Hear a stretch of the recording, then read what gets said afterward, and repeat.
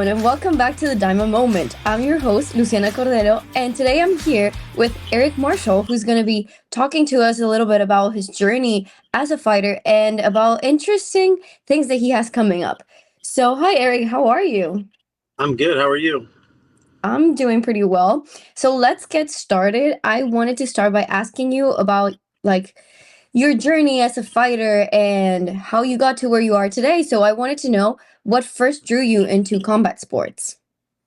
I always loved it as a kid, and my mom wouldn't let me do it. And then when I was about 19, I ran into he happened to be the guy that got me into kickboxing, Larry Jarrett. He's passed away since then, but we used to play a pickup game of football on the beach here in Bradenton Beach.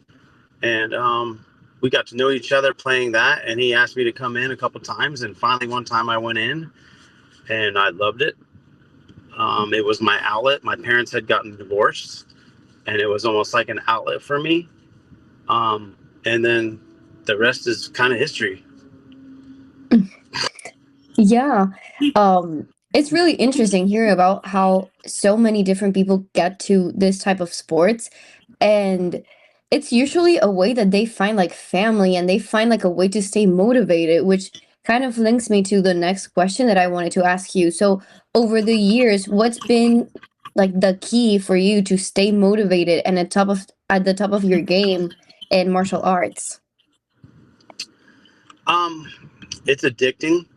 Once I was an amateur, I fought for a couple titles, and then all of a sudden you're getting calls, and I got to go to England as an amateur, Australia as an amateur, and I think that's what kept it up, my motivation. And then I turned pro, and the motivation there just stayed. I had great support from my family, and yeah, that's about it. Yeah, great. And we were talking about how important it is to have like a good base and prepare in the amateur level before jumping into the pro level. And Yeah, correct. I wanted to You know, yeah, back I wanted then, to ask you about it. uh, yeah. So back then, I say back then, it's kind of funny, but back then, in my era, I want to say, you know, professional kickboxing was not huge. So I stayed an amateur, and I got to travel the world as an amateur, and then got a deal to turn pro. Um, and then my first pro fight was actually for a U.S. title, and it was because my amateur background was so extensive that they allowed that, and went on from there. Um, Kids today, that there was a rule here in Florida that they could have 5 fights and go pro. Well, at first it was nothing; you could just turn pro, and then they realized, oh wow, these guys are getting their ass kicked, and so we're going to do a rule for 5 fights. Well, I don't think 5 fights makes you a pro. Sorry, I think I wasn't even allowed to fight for my first title unless I had 6 fights as an amateur. So that's how kind of strict they were back then. And then I think just like I told you earlier, I think I'm not blaming the UFC, but it ruined it because kids thought, oh, I could just go train and I'm gonna be in the UFC. And then everybody started training, and some of these guys have legit records and some really don't. I don't know. It's a hit or miss to me. I think they should have some experience. Some of these boxers that turn pro, they've got 100, 200 fights before they turn pro. And I think I don't know, everything was sped up. Everything was sped up when UFC came around. Yeah, no, I definitely understand, and I see how that could be an issue. I know there's like a saying, I don't really know the saying, so I will probably butcher it, but it's something about like trees, how they're stronger when they have like bigger roots, but if the Yep, roots are small, it doesn't matter how big the tree is, it's gonna fall eventually. correct. Yeah, Um, you build a great foundation and the sky isn't the limit. Yes, Yeah. exactly. Yes. Yeah, and I wanted to talking about like going pro and amateur fighting, I wanted to know what you think would be the difference between the mindset and preparation that you need to have when engaging like both different like categories. So as an amateur back then, 5 rounds was a world title fight. You could fight 5 rounds for a world title. Going into pro, and I never thought I could do this either. It was crazy. But my first fight as a pro was 7 rounds, and I'm like, man, I don't know if I can go another 2 rounds. And everybody's like, yeah, you can do it. So your mindset's a little different. Oh yeah, I got 5 rounds, 2 minute rounds, 5 rounds. Yeah, I'm good. And then I did my first fight, and it wasn't 7 rounds; it was 9 rounds for a U.S. title. And we went seven with a headbutt, and I was like, okay, well, I went 7 rounds. I think I could do. All right, that's cool. So then I had a couple more little fights, and then I got into a world title fight, which was 10 rounds, and I was like, oh shit, 10 rounds of kicking and punching. So my mindset turned to, is more dedication. Um, and back then, I don't even want to say I ate right. Like I would go in the gym to train with a Snicker bar and a Mountain Dew, and I would actually before my fights eat a Subway sandwich. So I was totally off the spectrum on that. People were Mhm. like, "What are you doing? What are you doing?" So my mindset was, "All right, I need to be full. I'm gonna do this," and and then once I went 10 rounds, I was like, "Wow, this isn't bad. This is pretty cool." But yeah, it's a little different mindset. It's kind of like you're playing around as an amateur, and then when I got to win some world titles as an amateur, it got a little serious. And like I think I told you, my first pro fight was a U.S. title, so I got thrown right into the wolves. But yeah, we were talking a little bit about how the fight scene has changed, like from as you said, your era and now. But I wanted to ask you a little bit more about how do you think this has been like evolving? Are there any changes that have taken place that you think may have been making the sport better? Or I don't know, what else can you tell me about like the current fight scene? The training's different. The fighters are different.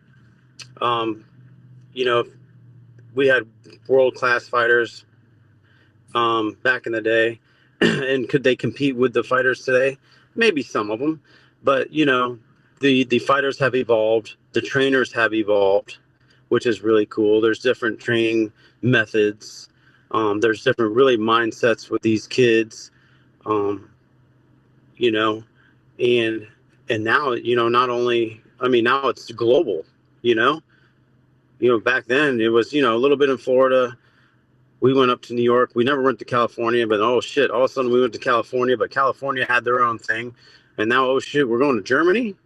Oh wow, the Bahamas have a fight team too. So everybody, and that was a big part with the UFC was everybody came out of the woodworks, and you have now so many different training methods and trainers, and people adapt and people um, I'm not going to say steal everybody's training method, but they look at somebody and go, oh, wow, that works. So I'm going to bring that into my gym.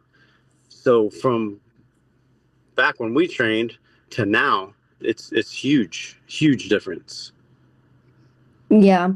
I mean, there have been so many different like changes, not only in the sport, but like of us, like a society as a whole. Like you're just scrolling through your phone and you see someone doing something that you think, oh, this could work, and Mm, you have yeah, that access there. Yeah, yeah, yeah. That's the big thing right there. You have access to so much stuff now, and it's awesome. But don't forget about the people that came before us that paved the way. exactly. Yeah. It's important to look into the past, focus on the present, and be able to shape the future. Yeah. Oh, that was good. Look at you. You didn't stutter. Thank you. I'm being poetic. But yes, and we already talked about the past. We've talked a little bit about the present, and now I wanted to jump into the future and ask you about um like how do you want to promote the growth of martial arts sports in the Manatee and Sarasota area? So 18 years ago was my last uh, fight that I promoted. we were one of the first fight leagues in Florida. It was called Bone Crunch, and then that dissolved, and I kept going amateur, and then I took a break because my gym was just exploding at the time, and it just wasn't time. It just wasn't the right time. And then 18 years later, I have the Battle of Tampa Bay, which I fought the first one in '97. Mirror, he's still going strong. I have a buddy in Venice, Sparta, that is going strong, and they've been waiting for me to throw another fight because we want to try to keep like the West Coast over here busy. And then you jump to Lakeland with Ross Kellen, and I think you guys just did the um, World Class Fight League with Ross or with Raphael. I think Yes. a couple of weeks ago. Yeah. So if we all could just work together, um, these fighters would have such big chances and bigger chances um, to go to the top, whether it be one championship, or the UFC or boxing if they want to go that route. Yeah. And I think it's so great how you guys that you have already been through it. You are trying to give the opportunities that maybe you wish you had when you first started to like many other people who are just getting started too. Yes, correct. I was very fortunate. Very fortunate um, Yes. to travel, the world Mhm. and do something that I really loved. Yeah, You it know, is really important to have people there who are like looking out for you, even if you don't know. yeah, yeah, no, yeah, and it's true. And it's nothing like boxing. I didn't do it for the money. You know, I have two world titles as a professional, and the month that I fought for my world title, Floyd Mayweather fought for his. We both went 10 rounds. I had to kick and punch. All he had to do is punch. He won 2.5 million, and I got $2,500. So it wasn't for the money then. It's like, but boxing was so huge. And now I'm glad to see kickboxing, which is like one now. They're getting paid. They should be getting paid. We put our bodies through hell, you know, and now the UFC fighters are getting paid pretty good. So I'm glad it's turning to that and not, $2,500 for a 10-round world title fight. Yes. So now let's talk a little bit more about let me know if I'm saying it right, the bite down, chin down, throw down championship. Right. Okay, So, so what makes it a unique event? um, I don't know. I just think we have a love for the game. I don't think it's unique. We're gonna do boxing. We're gonna do kickboxing this time. We're not gonna do any MMA this first fight. Like I said, I'm just getting back into promoting.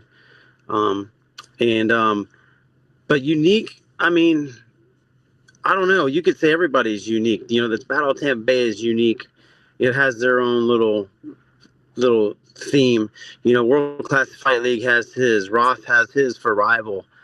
And we were just trying to do something different. So my first promotion was World Class Kickboxing Challenge, and when we came back into it, I told my son I didn't want to really use that because Raphael's is the World Class Fight League. It's kind of world class thing, and I didn't want to use it. And he said, "Well, what about the slogan that you put on the back of the shirt a couple years ago? Bite down, chin down, throw down." And we can do that. So he just kind of ran with it. So the unique part is it my son took it and ran with it, and I think it's pretty cool. You know. Yes, it's pretty cool. And the name is, I really like the name. Yeah. Thank you. Thank you. Yeah. I Yeah. mean, that's what we do, right? We bite down on that mouth guard, or put our chin down, and we throw down. Yeah, I mean, it has a You know. great ring to it. Yeah. Yeah. So how do Yep. you like in Yes, terms of ma'am. like organizing this event, how do you come to like choosing the matchups? I reach out to some trainers here in town. I reach out to my people um, that I've brought fighters to, and they give me a list of names, and we try to match them up as fair as possible. Um, I use a 5 pound fight rule. If you're within 5 pounds as an amateur, you're fighting. You're going to fight each other. And we have weight classes, unlike like UFC has weight classes, but we have weight classes. So, for instance, I fought 142 to 147, and that was my weight class. But I only had to be in that class, or my fighter only had to be in that class if we were fighting for a title. So if I was 142 to 147 and he weighed 152 and he's in the super welterweight and I'm in the welterweight and we're 5 pounds within 5 pounds, we fought, if that makes Hmm. sense, you know? So I Yeah. try to do that and make it as fair as possible um, for all the kids, the ages. I try to keep them within 5 years of each other. You know, I don't want a 29-year-old, even though the 19-year-old's an adult. The 19-year-old Hmm. strength is different than a 29-year-old strength, you know? I Yeah. try to keep that, you know, from each other, but, you know, sometimes those do happen, especially if the 19-year-old has a great record and the 29-year-old has an okay record, you know, we'll still let them fight, you know? So, but that's the way I try to keep it real fair. And I'm always in contact with the promoters, or I mean the trainers. So that's how we do it for the BCT. Yeah. And what can you say that us as like fans, what can we expect when we come to the bite down, chin down, throw down, both in and out of the ring? In the ring, you're going to see them throwing down and giving their hearts and souls to it. Out of the ring, you're going to probably see some cold beers flying. Yeah. No, and the kids, the schools and the gyms that I have, they're really respectful. So you're gonna see, you know, fighters talking to fans. You know, nobody's gonna. I mean, I'm sure if somebody loses, they're gonna have a little bit of an attitude, but all in all, I think you're gonna see, you know, them being nice and respectful out of the ring also. Yes, and I think that right now is a perfect moment to promote the event. So if you want, you can like get yourself there in the camera so we can see you and you can tell us a little bit about it, like what we can expect, when is it gonna happen, invite us to go watch it.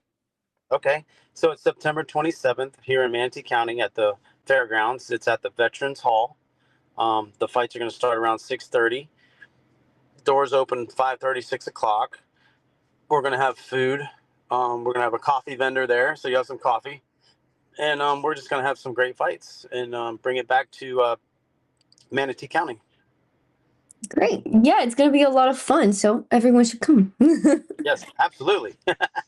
Yes, and then just to finish off, I'm gonna ask you a couple of questions. Like our last two final questions are a little bit more like I don't know if I would say fun, but they're more like deep.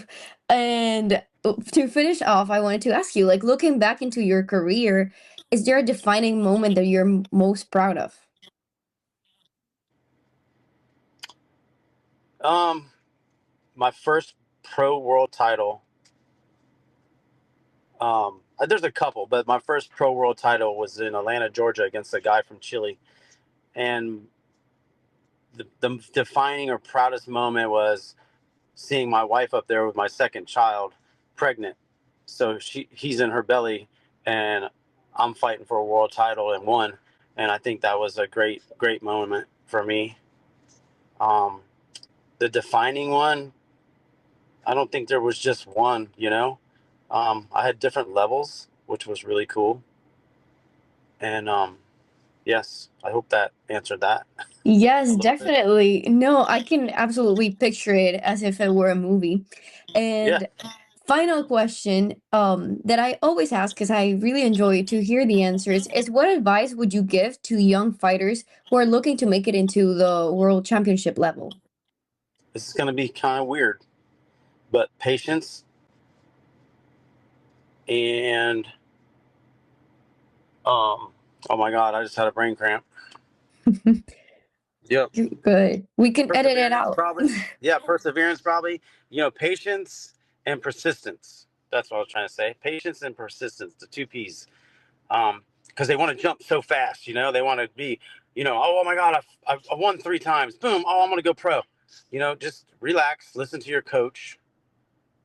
Believe in your coach because he does it for you, and it ain't for free when you're amateur.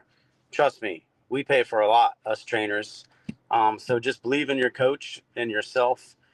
Have patience, and yeah, and then the sky is the limit. Yes. Well, it was great talking to you, Eric. And Yes, you you're too. right, the sky's the limit. And yeah, well, that's all I have for you today. So Okay, thank you so much awesome. for coming. You're very welcome, and thank you.